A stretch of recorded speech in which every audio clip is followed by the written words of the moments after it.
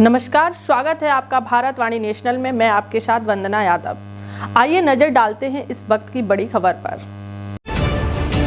Samajwadi party के राष्ट्रीय अध्यक्ष अखिलेश यादव इटावा के भरथना कस्बे में एक निजी कार्यक्रम में शिरकत करने पहुंचे, जहां मीडिया से बात करते हुए संविधान को लेकर पूछे गए सवाल पर अखिलेश यादव ने कहा कि भारतीय जनता पार्टी संविधान के साथ खिलवाड़ करती है और आरक्षण की मूल भावना के खिलाफ रही है। पीडीए परिवार के लोगों के साथ भाजपा भेदभाव कर रही है। जाति जनगणना को लेकर समाजवादी पार्टी ने सबके साथ मिलकर पिछले चुनाव में मांग की थी। बाबा साहब और मंडल कमीशन की यही मांग थी कि हम सबकी जाति जनगणना हो। कुछ लोग पत्र लिखकर भारतीय जनता पार्टी की रखवाली करना चाहते हैं। अब इन्हें महसूस हो गया है कि जागरूक जनता इनके खिलाफ मतदान कर रही है। वाइस चांसलर की नियुक्ति में पीडीए परिवार के लोगों को शामिल नहीं किया गया है। जवाहरलाल नेहरू यूनिवर्सिटी सहित देश की बड़ी यूनिवर्सिटी में पिछड़ा दलित अल्पसंख्यक का 15% भी नौकरियों में हिस्सेदारी नहीं है।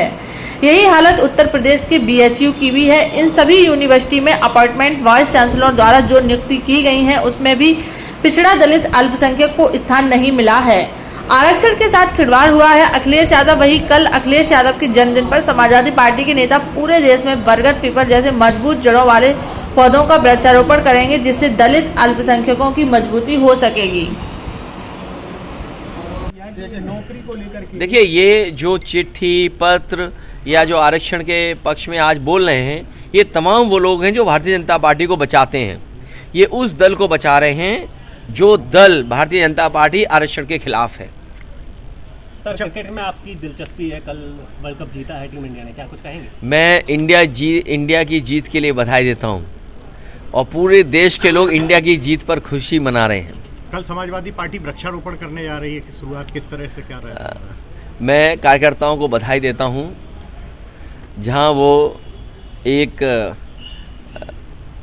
कार्यक्रम चला रहे हैं जहां वो पेड़ लगाएंगे और कह तो रहे हैं कि पीड़े पेड़ लगाएंगे।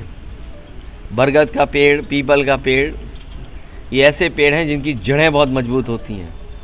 तो हमें उम्मीद है कि जहां पेड़ लगा रहे हैं वहीं समाजवादी विचारधारा को भी बहुत मजबूत बनाएंगे। सर, जिस तरह से उपचुनाव होने हैं, क्या लगता है कि गठबंधन से होगा या आप अकेले?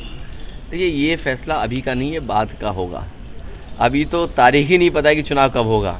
इसमें बीजेपी को घबराने की ज़रूरत नहीं है, बीजेपी हारने जा रही है। तो सर, सदन में आप बैठ रहे हैं, सदन शुरू हो गया है, पिछले मुकाबले किस तरीके के अंतर अब आप देख रहे हैं? बीजेपी की क्या स्थिति? याद होगा आपको, जब उत्तर प्रदेश का चुनाव था तो हम याद दिलाते थे कि 60 लाख बच्चों के परिवारों के साथ खिलवाड़ हुई थी, उनके भविष्य के साथ खिलवाड़ हुई, और उसका गणित भी बताते थे कि अगर उस परिवार के सदस्यों को केवल हम माँ बाप को जोड़ दें तो 3 गुना 60 लाख, 1,80,00,000 परिवार या लोग ऐसे थे या वोट जो प्रभावित थे सीधे सीधे।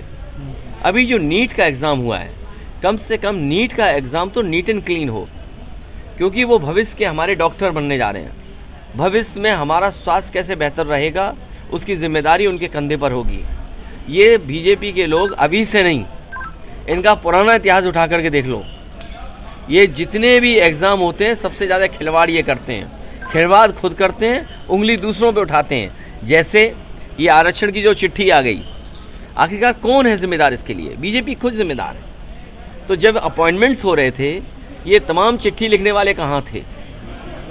तो सर, सदन में डिप्टी स्पीकर पद के लिए क्या आपकी पार्टी को? देखिए, जो अन्य दलों का फैसला होगा, और अन्य दल अगर चाहते हैं कोई इस तरह का, और ये बात पहले भी कही गई कि डिप्टी स्पीकर विपक्ष को मिलना चाहिए, डिप्टी स्पीकर विपक्ष का हो। सर, लगभग 4 महीने बाद मोदी के मन की बात आज फिर से कार्यक्रम शुरू हुआ, 111वां संस्करण है। मैंने तो सुना नहीं। सर, पीडीए से क्या लग रहा है आपको कि भाजपा की पीडीए से घबरा रही है? क्या किस तरीके की रणनीति उनको बदलने के प्लान बना रहे हैं? पीडीए के साथ साथ बीजेपी भारत की जनता से घबरा रही है, क्योंकि भारत की जनता जागरूक हो गई है। आज पढ़े लिखे लोग हैं, जागरूक लोग हैं, समझदार लोग हैं, वो अपने अधिकारों को समझते हैं, और जो अधिकारों के साथ खिलवाड़ कर रहा है उनके खिलाफ वो खड़े हुए हैं। बीजेपी ने अभी तक 10 साल में सबसे ज़्यादा खिलवाड़ किए उनके अधिकारों के साथ। इसीलिए बाबा साहब भीमराव अम्बेडकर जी, डॉक्टर राम मनोहर लोहिया और नेताजी का जो रास्ता है, उसी पे चल करके